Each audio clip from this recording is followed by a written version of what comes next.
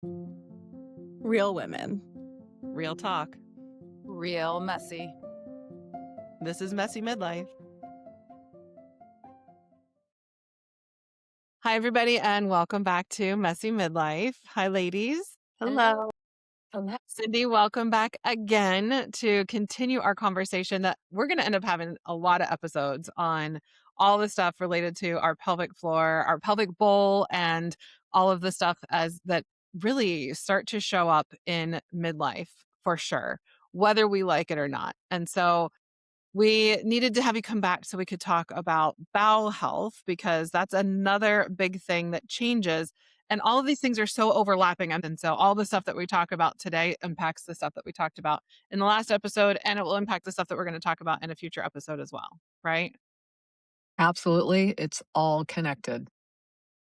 I literally named my company Comprehensive Therapy Services because it's all encompassing. It's all connected. It's all the organs talk to each other. There's lots of chatter. But it's to the degree that when I first came to your practice, I was referred for urinary incontinence postpartum, and I was also dealing with really bad sciatic pain. And you and your team recognized that the two were connected in a lot of ways, and we ended up having to focus so much on the sciatic pain so that I could have any chance to see improvement in the pelvic floor stuff that I was dealing with. So it's so overlapping and intense. So let's talk about poop. What do you guys think? Let's talk about poop. I mean, who wants to talk about poop more than some naturopathic doctors and a pelvic floor physical That's therapist? right. That's You love right. it. Took the words right out of my mouth. There Every you time go. somebody's like, oh, this is TMI, I'm like, no, this is just right. Just right information. Come to the right place. Let's do it. Well, so in a previous Absolutely. episode, we talked a lot about hormones, and Karen and Eliza, you guys shared a lot about the impact of our bowel health on helping to clear hormones and hormone stability, hormone balance. And so we've got this really tricky situation that we get into in perimenopause where it's like all of the things are working against each other, right? That we've got changes in our hormones that can contribute to constipation. And then the constipation can also have a feedback loop on how it impacts the hormones. And then we've got all the stuff with the impacts that we talked about in the last episode on how things like stress and various different things can impact the pelvic floor. So Cindy, tell us where the pelvic floor comes into play when it comes to poop. Okay. So let's talk about what's normal first.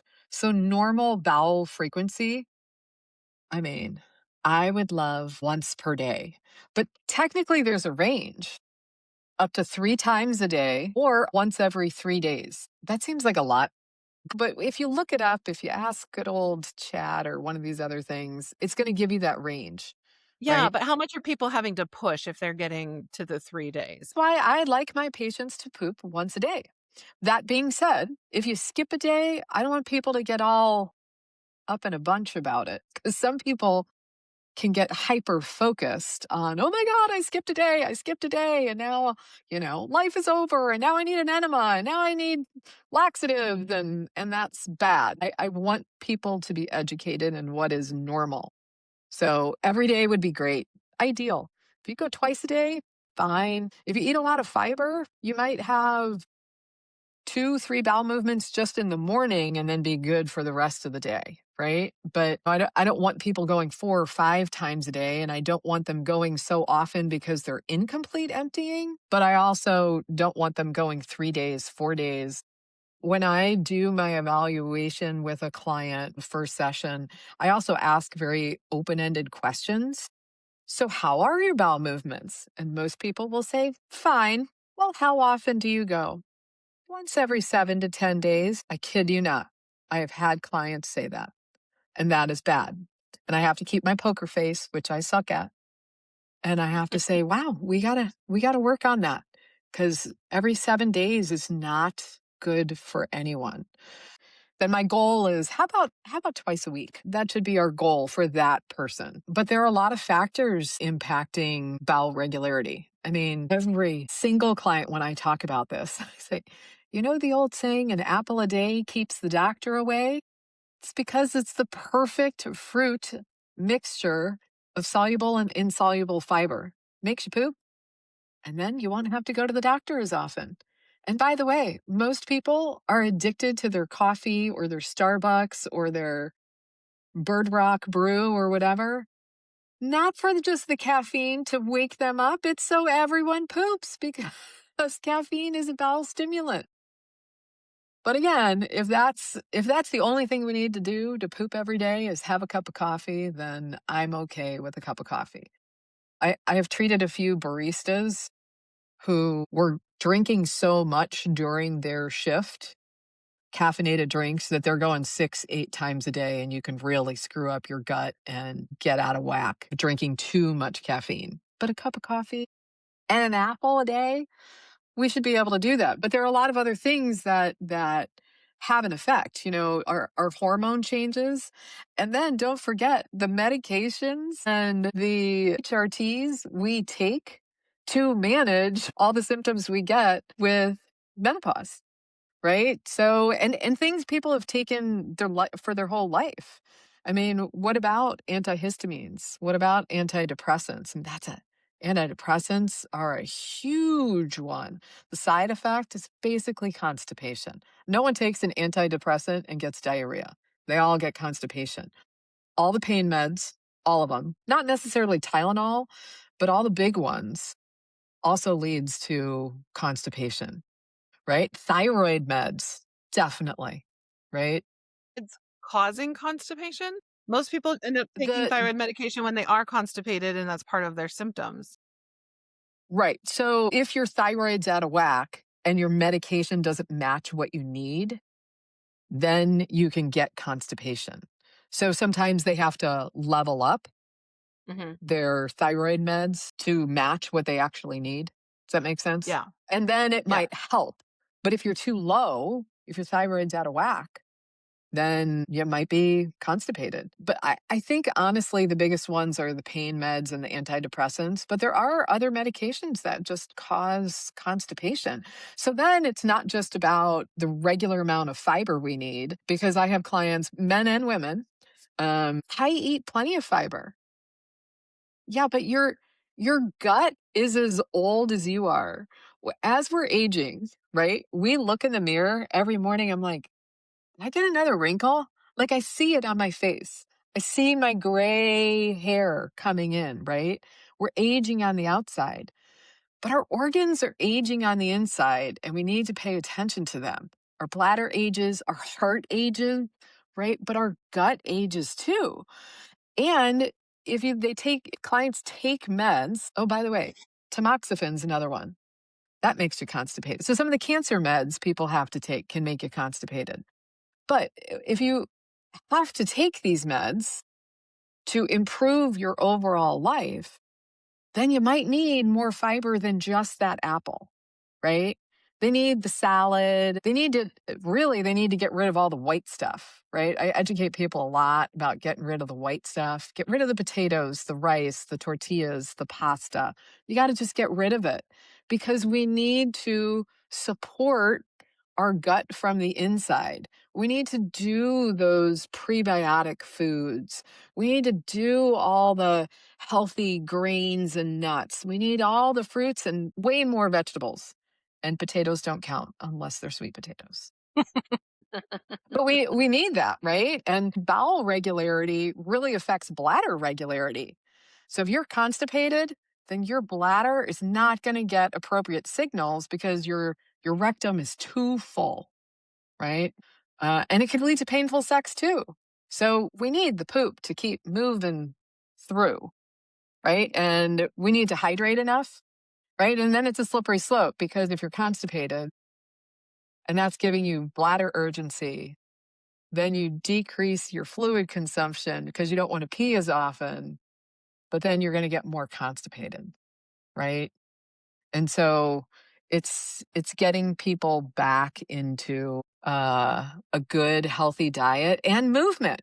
We need movement for bowel movement, right? We need to be vertical. We need to be standing. When I first graduated PT school, One of my first clinical instructors was like, I was working in the hospital. They're like, just make sure you wear shoes you either don't care about or are somewhat waterproof. I was like, what are you talking about?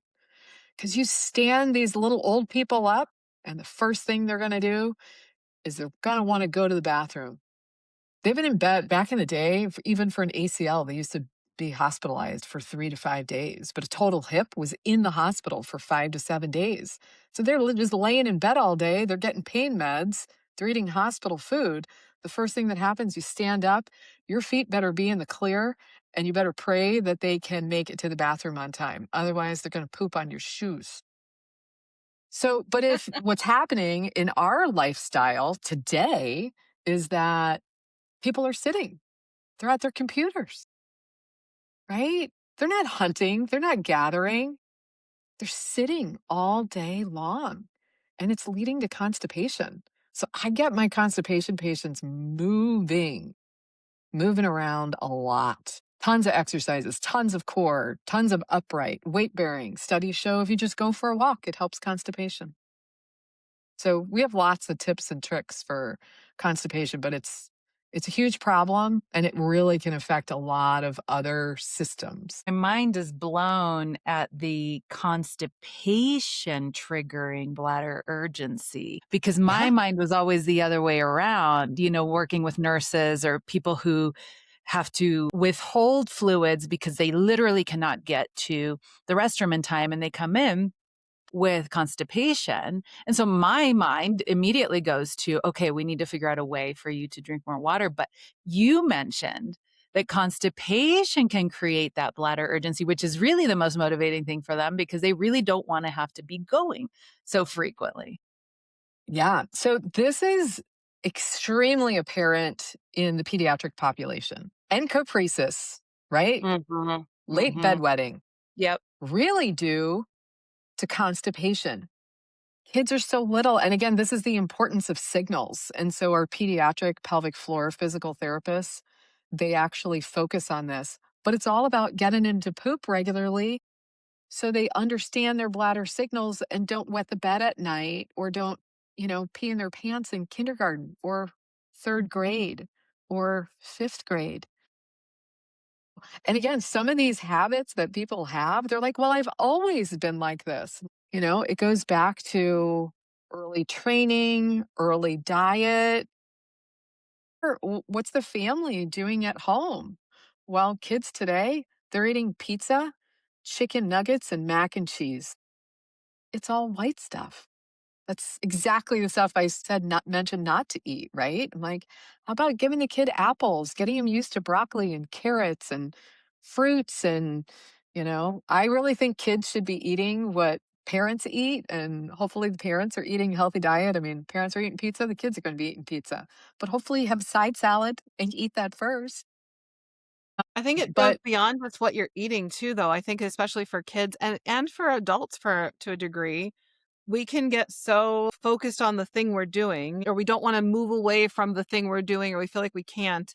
And so we can end up in some bad habits, or, especially for younger kids, not so much for adults. So I'm sure there's some adults that have this experience too, that you start to have something happen and then you clench it up so you can wait. And that like reinforces it, right? well, there's the FOMO, right? The fear of missing out. That's what little kids have. They don't want to stop their play to go to the bathroom, right? Hmm. But I've had this in adults. I've had professors come in and they're horribly constipated because they don't want to go until after they've given their morning lecture. I'm like, whoa, whoa, whoa, time out. We got to get you up out of bed earlier. You got to poop before the lecture. Otherwise, you're getting all backed up. You're gassy. You got pain. Then you're cramping. Then you're nervous that you're going to fart. By the way, some people don't like to pass gas. So when they're up there, like it just becomes these other issues. Just like we talked about with bladder and anxiety, people can have that with bowel movements. Like, if they're not pooping first thing in the morning, their whole day is blown. And again, I want them to poop every day in the morning. That would be ideal. But some people are afternoon or evening poopers. It's after dinner. They have to normalize that, right? That has to be their pattern, but they have to have the time, set aside the time so that their body can function regularly at that time. But I'm a big fan of the morning. So I'm a big fan of drinking warm anything in the morning.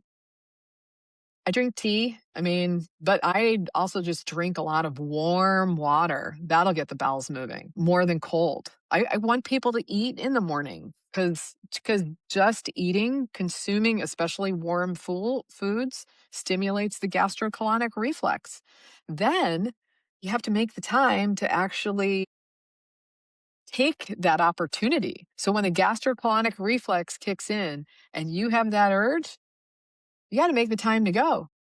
Even if you didn't get breakfast ready for your kids, even if you have a meeting coming up, even if you don't have time to blow dry your hair, the poop should take precedence. I know. But a lot of people don't make the time, right? They're like, oh, well, I don't want to close the door because my kids and blah, blah, blah. You have to have the opportunity to have a good bowel movement, right? So you might have to get up earlier. This is such a beautiful intersection between your work and this podcast. Yeah, it really is. Um, Taking the time. I think I hit on a little nugget there, Feeling huh? feeling like, all the things that make this such a messy time in our lives is feeling like we have to do all the things, and in many instances, we are the only ones that are doing all of the things, and remembering this is such a wonderful reminder of how central our self-care, having a bowel movement once a day is critical self-care. Just the basics. Yeah, and how easily that can well, I'm feeling the urge, but it's literally time for the kids to go to school right now, or they're needing food and they're losing their minds about it, and how easily one moment after another, our needs get pushed away, and then we pay for it. We pay for it with these old hormones that get reabsorbed because they're not getting out through the stool, or because now we're having, you know, urination incontinence or frequency or urgency because there's constipation or whatever the case may be. There's a domino effect that happens, and we're just talking about bowel movements right now, but the picture is broad. So just the bladder, you know how we talked about the bladder has a certain capacity? Well, your rectum does too. So if you ignore and postpone the bowel urge and you keep expanding and expanding, it has the ability to really overstretch. So remember, I said it's okay to ignore the first bladder signal? It's not okay to ignore the bowel signals. I Yeah. want you to be at 2 to 5 hours for that bladder. But with that bowel, for most people, I want them like, you got the urge, go capitalize on it. Have a moment to Yes. yourself. And you know what? Who Yes. cares if the kids are late for school? Who cares if breakfast isn't perfect? But you got to take that time for yourself. You got to sit, you got to have the moment.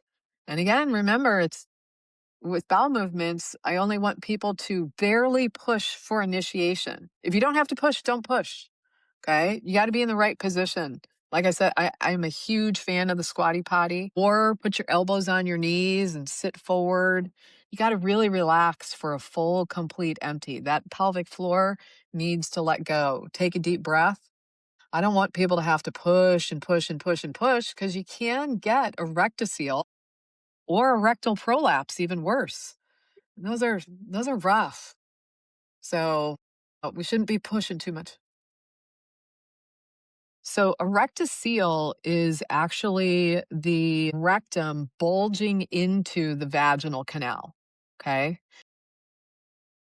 So if there's a tear between the rectum and vaginal canal and there's a fistula, an opening, then the feces could get into the vaginal canal and there's infection, there's all kinds of issues. It's basically trauma related, whether that's childbirth, other medical, or sexual assault. So we really don't want fistulas. That's the worst that can happen. But rectoceles ain't great either. When the the rectum pistons on itself. That's the issue that's really hard. The rectocele, when it's just bulging into the vaginal canal, we can manage that mostly with position and support. But when it starts to piston on itself, a full rectal prolapse, that's problematic. So fistulas and rectal prolapse are the worst. Fissures, we can usually get better, but that requires people to be aware enough to relax their anal sphincter. If people are uptight and they're tight all the time and they're trying to have a bowel movement and they're not relaxing their pelvic floor or not relaxing their anal sphincter, you can push all you want. You're not going to get it out, and most likely you're going to have a tear, either hemorrhoids or fissures. You got to relax the anal sphincter to have a good bowel movement. Should happen reflexively, but if people are in these holding patterns and habits, sometimes it's really hard to let go. Or if they've had pain with a bowel movement before, they don't want to let go because they don't want the pain again.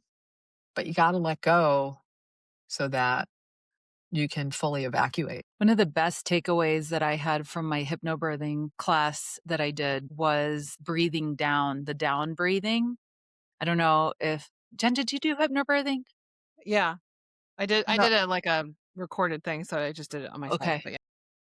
So the idea theoretically is you breathe the baby out by breathing down, which, that's another story for another time. But she had us practicing breathing down so that you imagine the breath Yep. moving down the body, and that by practicing that with bowel movements, you're practicing, the relaxation of everything. And my husband, interestingly enough, I'm sure he's going to love that I'm sharing this, was really excited about it because the amount of time that it took him from initiating a restroom visit to the end was cut down significantly because he started doing this down breathing to relax the pelvic bowl. Is it a bowl for men as well? I imagine so. Yeah. Yeah. Yeah. But the breathing diaphragm up here, right? When you take that deep breath, it's a dome, right? So you're like this. So you take that deep breath and it pushes down, and then you inhale, you go down, exhale, it comes back up. So it's like a piston and it's pushing your organs down every time you inhale that way. So we should do that in kind of a relaxing way. I will say there are some yogis that overdo that and can also wind up with prolapse because of it. But it should be focused on relaxation of the pelvic floor in its normal range. Too much of a good thing is usually not a good thing anymore, Right. right? So regular, good, deep breathing.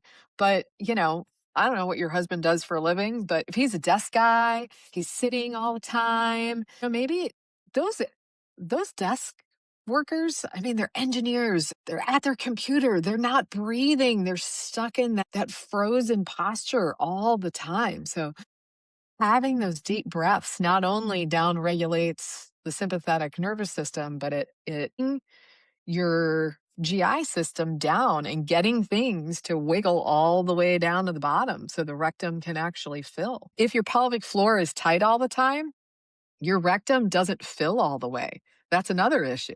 So you got to have your pelvic floor relax so the rectum can fill. The rectum's not filled up, you can push all you want, nothing's going to happen except hemorrhoids, right? So we Yeah. only again want to bear down when we have that rectal urge, right? When there's rectum's actually full to actually bear down. So you got something to empty. Does that make sense? And proper position. So when you were in your birthing class, I bet you're in a squat or knees are up towards your shoulders, right? You're not really laying flat on your back or standing. Like knees towards shoulders because that's a modified squat, right? So that's happy baby pose, child's pose, all modified squats. So all great positions to practice your breathing in so that you can really feel that pelvic floor expand. right? So on inhale, that pelvic floor should expand and relax. On exhale, you might feel it lift a little bit. But I'm a big fan of getting into those deep postures and taking those deep breaths to get people to get the pelvic floor to relax so the rectum can fill so that they have more of awareness of what relaxation feels like upon bearing down for a bowel movement when they have the urge. So we're talking a lot about constipation. I'm curious if you see a connection with more frequent bowel movements Yeah. also, and how the pelvic floor or pelvic bowl is being affected there, and what does that connection look like? Yeah. So fecal incontinence and fecal urgency, super tough. And talk about limiting interactions with people. Man, when someone has an FI issue, they don't want to go anywhere. They feel very housebound. It's an issue and it's tough. So I want to learn why.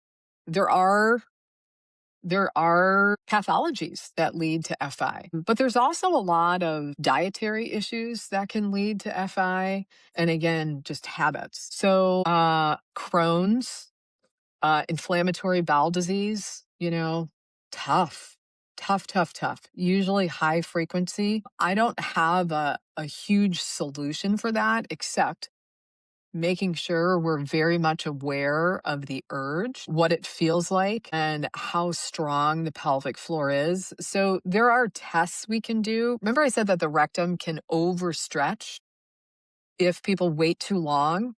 It can also get stiff and shrink down in size. So I have some people where I've tested them with a balloon catheter to figure out what their capacity is. If their capacity is too small, meaning lower than the normal limits, I might work on stretching the rectum with this internal balloon. But then, once we regulate that, it's what can we do to support the gut in how it's processing foods, right? So we look at that Bristol scale. I'm a huge fan of people being like a 4, maybe a 5. But you get to a 6, you get to the super runny fecal matter, it is tough to hold back. You just can't trust the liquid. It doesn't give us a good enough signal. So we might work on certain foods that might be a little more binding for those folks. So I don't want my people that have a high Bristol, meaning their stool is too loose. I don't want them having too many fruits, too many raw vegetables. That's the time that I want binding foods. Still healthy. I want some vegetables, but maybe we cook them. And maybe those folks are okay eating a potato. Um, or some rice so that the liquid could be more absorbed. Does that make sense? But Mhm. it really is so patient dependent and specific. I really go through diet a lot. I've definitely had FI patients, that fecal incontinence patients or fecal urgency patients, that they're overdoing it with the greens. They got the green drink every day and it's gigantic, and they've inflamed their gut in a different way versus people that have a diagnosis that their gut isn't functioning as others do and leading to frequency and loose stools. And so I work with them on what can we do? What have you tried so far? Um, Trying different things that people may not have thought about. So Benefiber, okay. When people have fecal urgency, fecal incontinence, their doctors will say, "Hey, how about some Benefiber?" And patients are like, "No," because you think about fiber for the people that are constipated. But taking fiber for someone that has loose stools may absorb the extra fluid and actually give the stool some form so we have more control. And when I explain that to patients, their minds are like, well, why did my doctor tell me that? I haven't been listening to my doctor because I'm not taking fiber because I don't have constipation. I have urgency, right? But they just didn't have the full explanation. But I'll tell you, it's always scary for my loose stool patients to start adding fiber. And I tell them just to do it very, very gradually. And I'm a huge fan, especially with FI. Just have a day at home. Take a teaspoon. Take a teaspoon twice a day. Do that for 7 to 10 days and see how your gut changes. The gut is a very slow learning organ in some cases. I mean, sometimes, you eat something, you're sick to your stomach, and you're either going to puke or poop your pants. That's like the emergent, but most of the time to create a new habit, it's a very slow learner. And so I always want my patients to go very slow. A teaspoon of Metamucil, a teaspoon. I know that's not what the directions say, but start very gradually so you can see how that changes your stool, and then you can modify it. Maybe you need more, maybe you need less. Maybe you need less twice a day versus more once a day. So it's walking that line. It's tough. It's definitely tough. But again, you got to do the evaluation. You got to go through the whole medical history, dietary history, and then think about, okay, has anyone looked at pelvic floor strength? But has anyone actually looked at rectum capacity?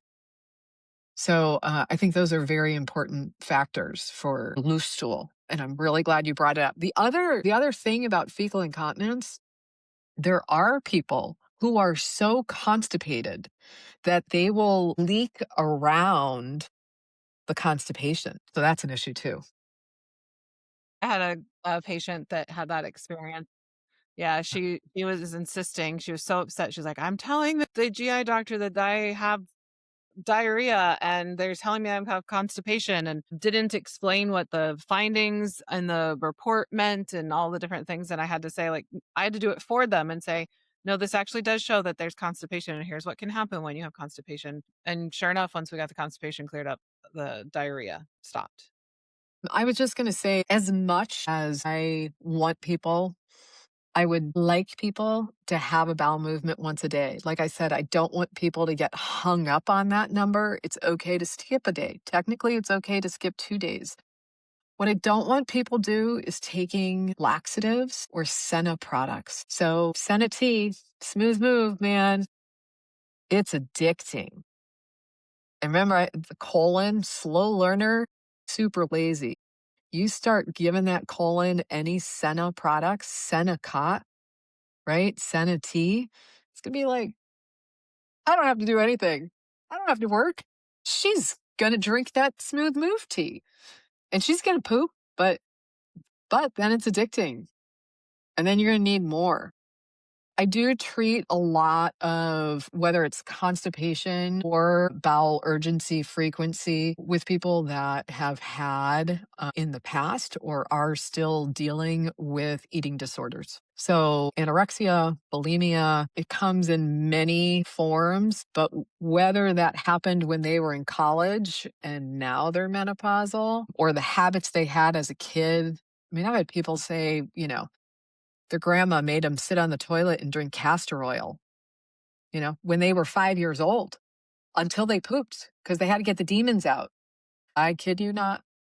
And when people tell me these stories, I'm never shocked by, because just when I think I've heard it all, I hear something else. But some of these habits that we've had can really have an effect on what our gut's like now, 50 years later. It can be tough. I just think that really doing an important evaluation, looking at all supplements that people take, all medications, the lifestyle habits, the dietary habits are so important. But then doing that pelvic floor exam. And again, when it comes to constipation, it may just be, positional. I also do a lot on the abdomen. I teach people about colon massage, super effective.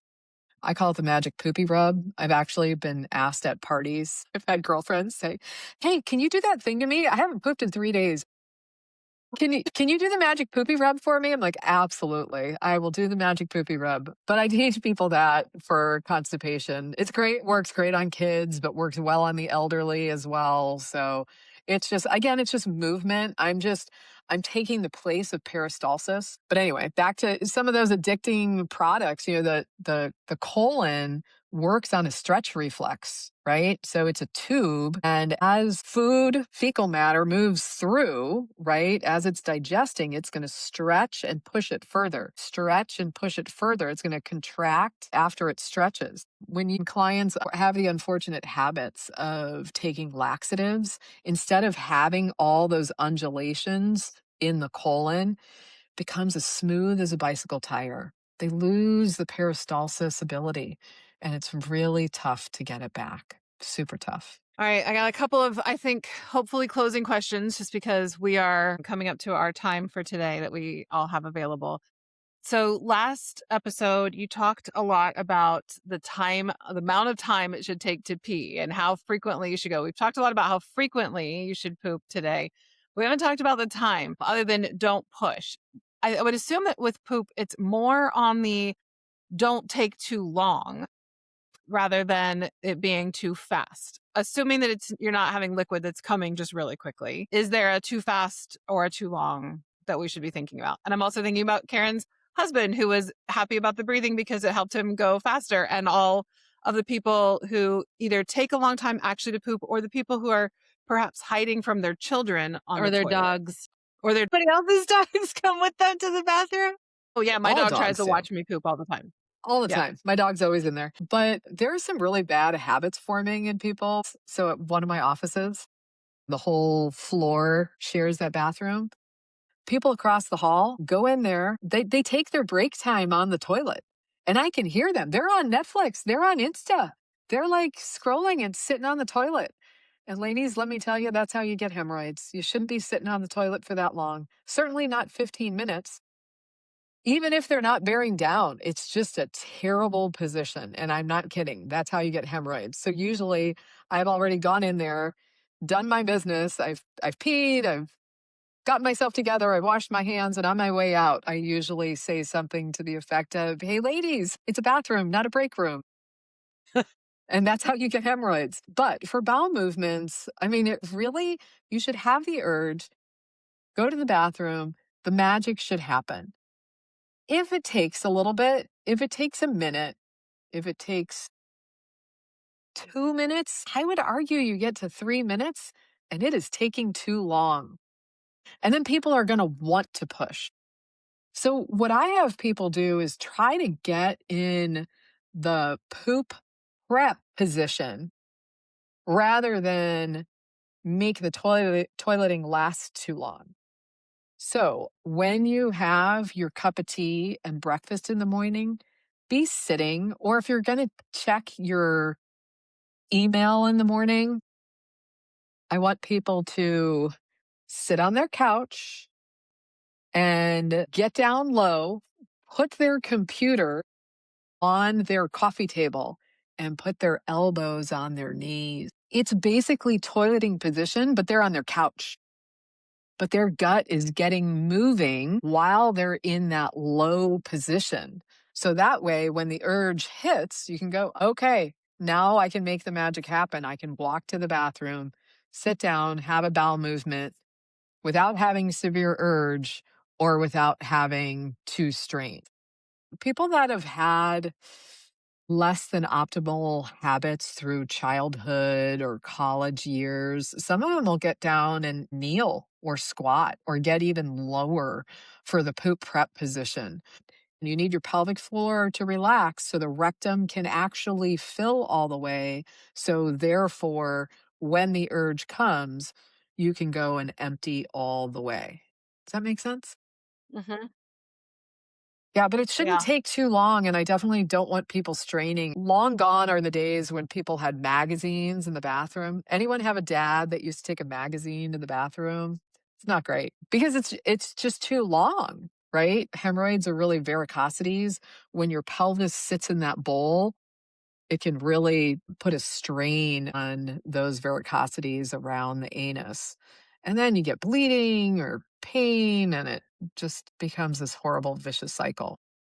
Well, don't take too long. Don't push. Get yourself ready if you are somebody who tends to take a little bit longer. Maybe do some deep breathing, like Karen was Get a talking squatty about potty in earlier. the bathroom Get a squatty potty. and train your kids with having their feet up, right? Because no one likes to dangle. I'm really short. I'm very vertically challenged. So toilets these days have gotten a lot higher. So if I go to a hotel somewhere, especially in the United States, the toilets are so high, my feet don't even touch the floor. That's a bad position for me to be in. I got to tip over the garbage can and put my feet up, right? Because I'm not bringing my squatty potty with me. In a lot of European countries or in Asian countries, toilets are much lower, or we have the squat pot. So it's easier for me. But in America, toilets are just way too high. So I would recommend getting the squatty potty, especially if you live in a newer home. And I know people remodel their homes and they want the fancy toilet, like make it low. But in America, everyone wants a higher toilet, like it's a throne. Like Literally. you gotta Yeah. you gotta get down there. You gotta get down low so that your pelvic floor can relax, or lean all the way forward, or both, or use a squatty potty. And for our listeners specifically, if you feel that urge, give yourself a gift of self care in that moment. Set the things aside and go to the restroom. Because just remember, it's all stardust. Nothing matters.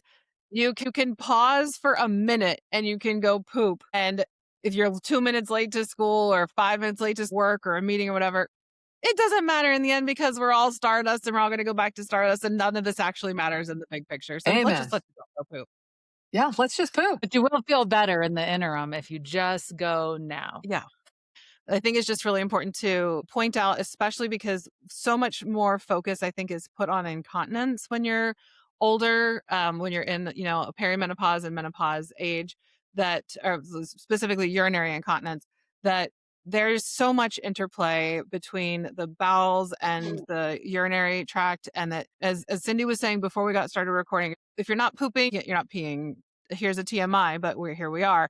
That as I was dealing with some prolapse and all the stuff going on with the endometriosis and the swelling and everything, there would be times that I noticed as I got older that if I really had to poop, and I don't have a constipation issue, but even if it's just I had a very full rectum, sometimes it interfered with my ability to pee. And like I would have some pain and I couldn't empty one until the other one had been emptied.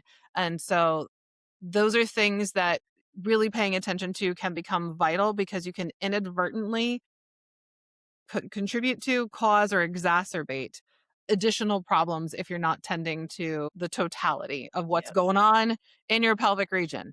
Down And there. on that note, we got to talk about sex, but we do not have time today. So Cindy, will you come back so we can talk about sex? Because that's obviously a big thing that shifts and changes in perimenopause and menopause and is also really important to our personal health, our mental and emotional health, our relationship health, all of those things. So can we get you to come back again? Absolutely. All I'll right. do it. It's going to be a long Fantastic. one. Yay. We got a lot to talk about. Oh, that's Thank a you big for one. having me, ladies. Thank you. Thank Yes, you thank you so so much, much. Cindy. This was wonderful. All right. Well, we'll look forward to talking to you again soon. All right. All right. Take care, ladies. Bye. Love you. Bye. Bye. Guys. If our messy is your kind of messy, we'd love for you to rate, review, and follow or subscribe wherever you get your podcasts. We'd also love to know what's on your mind. If you were to join us, what would we be talking about? Email us at messymidlifepodcast@gmail.com or message us on Instagram or TikTok.